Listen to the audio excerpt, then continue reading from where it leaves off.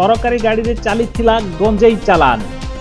ओडिशा विद्युत उत्पादन निगम ड्यूटी रे थिबा बोलेरो गाड़ी को व्यवहार करी चलीथिला गंजेई बेपार। एही भली एक घटना देखिबाकू मिलिछि राउरकेला बिस्रा थाना अंचल रे। गतकाली राति रे पेट्रोलिंग समय रे बिस्रा थाना पुलिस एक सरकारी गाड़ी को द्रुत गति रे जाउथिबार देखिथिला।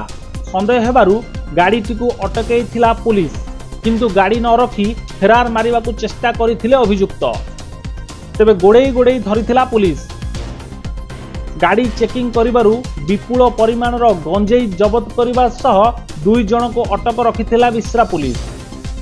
तेबे आज मजिस्ट्रेट उपस्थित रे जबत गंजेई को सीज करा जिबा सहित अटक 2 अभियुक्तों को गिरफ्त करी कोर्ट चालान करा जायछि। एही घटना रे व्यवहृत गोटिए बोलेरो गाड़ी को जबत करिछि बिस्रा पुलिस।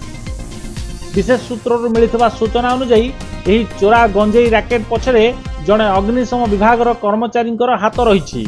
मास्टर माइंड सरकारी बाबू जनक दीर्घ दिन हेब एही गोरख धंदारे लिप्त थिबा बेले चालाकर सह सबुबेले खसी जिबारे सफल हेउछंती। एनै अधिक तदंत जारी रखिछि बिस्रा थाना पुलिस।